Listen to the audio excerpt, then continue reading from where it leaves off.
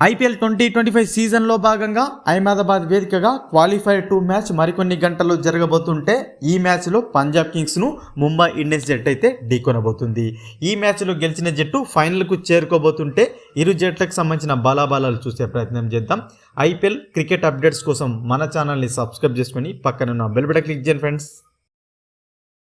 League stage ముగిసే సమయానికి పంజాబ్ జట్టు టాప్ 1లో ఉంటే ముంబై ఇండియన్స్ టాప్ 4లో నిలిచింది. ఇక క్వాలిఫైర్ 1 మ్యాచ్లో పంజాబ్ జట్టు ఆర్సీబీ చేతిలో ఓడి క్వాలిఫైర్ 2 ఆడబోతుంటే ముంబై జట్టు ఎలిమినేటర్ మ్యాచ్లో గుజరాత్ పైన ఘన విజయం సొంతం చేసుకుని క్వాలిఫైర్ 2కి అయితే చేరుకుంది.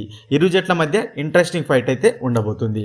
ముంబై జట్టుకు సంబంధించి చూసుకున్నట్లయితే ఆ టీం ఎలిమినేటర్ మ్యాచ్లో అదరగొట్టింది. ఇక ఓపెనర్ రోహిత్ ఫామ్లోకి రావడం ఆ టీంకు మరింత బలాన్ని చేకూరుస్తుంది. సో అద్భుతంగా ఆడాడు 81 రన్స్తో రోహిత్.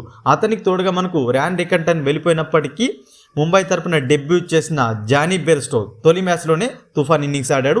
సో ఇది కూడా అత్యంత ప్లస్గా మారబోతుంది ముంబై జట్టుకు. అదేవిధంగా సూర్యకుమార్ యాదవ్ మెరిపిస్తుండడం, అదేవిధంగా తిలక్ వర్మ కూడా మంచి టచ్లోకి రావడం, హార్దిక్ పాండ్యా కూడా చివరిలో మెరిపిస్తుంటే నమందీర్ ఫామ్ను అందుకుంటే మాత్రం ఆ టీం బ్యాటింగ్కి అయితే తిరుగుండకపోవచ్చు. సో భారీ స్కోర్ చేసినప్పటికీ గుజరాత్ జట్టును కొంతవరకు అయితే నిలువరించలేకపోయారు బౌలర్స్. సో కష్టపడాల్సి వచ్చింది. సో బౌలింగ్ కొంత మేరకు అయితే ఫామ్ను అందుకోవాల్సింది. సో బూమ్రా అయితే యాజ్ యూజువల్గా అద్భుతంగా బౌలింగ్ చేస్తున్నాడు. సో ప్రెజర్లో కూడా గుజరాత్తో మ్యాచ్లో బౌలింగ్ చేయడం సో మ్యాచ్ను టర్న్ చేసింది. సో అత్యంత కీలకంగా కాబోతున్నాడు ఈ మ్యాచ్లో కూడా బూమ్రా. సో ట్రెంట్ బోల్ట్ కూడా అద్భుతంగానే బౌలింగ్ చేస్తున్నాడు. కొంచెం కాస్త పరుగులు ఎక్కువ ఇచ్చాడు ఎలిమినేటర్ మ్యాచ్లో. సో అది కూడా కవర్ చేసుకుంటే ముంబై బౌలింగ్ కూడా అద్భుతంగా ఉంది. ఇక దీపక్ చహర్ గాయం కారణంగా ఈ మ్యాచ్ ఆడతాడా లేదా అని దానిపైన అయితే స్పష్టత లేదు. అదేవిధంగా మనం చూసుకున్నట్లయితే పంజాబ్ జట్టుకు సంబంధించి సో క్వాలిఫైర్ 1 మ్యాచ్లో ఘోరంగా ఓడిపోయింది. 101 రన్స్కే ఆల్అవుట్ అయింది.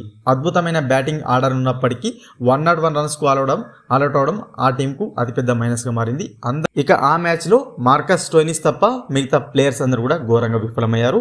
ఈ మ్యాచ్లో తిరిగి ఫామ్ అందుకుంటేనే ఫైనల్ ఆశలు అయితే ఉంటాయి. ప్రతి ఒక్క ప్లేయర్ కూడా అద్భుతంగా రాణించాల్సిన అవసరం ఉంది. ఇక ప్రియాన్ షారియా అద్భుతమైన ఫామ్లో ఉన్నాడు, మంచి టచ్లో ఉంటే ప్రభ్ సిమ్రాన్ కూడా చెలరేగి ఆడే ఆటగాడనమాట. శ్రేయస్ అయ్యర్ యాజ్ యూజువల్గా ఆడుతున్నాడు. సో అతను కూడా తిరిగి వీరందరూ కూడా మంచి ఫామ్లో ఉన్నప్పటికీ బ్యాటింగ్ ఆర్డర్ చాలా బాగుంది పంజాబ్ది. సో వీరందరూ కూడా మంచి ఇన్నింగ్స్లో ఆడితే భారీ స్కోర్ చేయడానికి అవకాశం లేకపోలేదు. ఇక పంజాబ్ జట్టు బౌలింగ్ విషయానికి వచ్చినట్లయితే డెత్ ఓవర్స్ స్పెషలిస్ట్ అయిన హర్షదీప్ సింగ్ ఉండడం వీరికి కూడా ప్లస్ పాయింట్గా మారబోతుంది. ఇతనికి తోడుగా చూసుకున్నట్లయితే మనకు కైల్ జేమిసన్ కూడా సో స్వింగ్ చేస్తూ బౌలింగ్ చేస్తున్నాడు. సో ఆర్సీబీ మ్యాచ్లో మనం చూసాం. సో బౌలింగ్ అద్భుతంగా ఉంది. సో ఇతను కూడా మార్కో జాన్సన్ లేని లోటును అయితే తీరుస్తున్నాడు. సో ముంబైతో వచ్చినప్పుడు పంజాబ్ బౌలింగ్ అనేది కాస్త బలహీనంగా ఉందని చెప్పుకోవచ్చు. చెప్పలేం, ఇన్ కేసు మనము మంచి పర్ఫామ్ చేస్తే ముంబైని ఓడించే అవకాశాలు కూడా లేకపోలేదు. ఇరు జట్ల మధ్య అయితే టఫ్ ఫైట్ ఉండబోతుంది. సో ముంబై పంజాబ్ జట్లు క్వాలిఫైర్ 2 మ్యాచ్ అయితే ఆడబోతున్నాయి.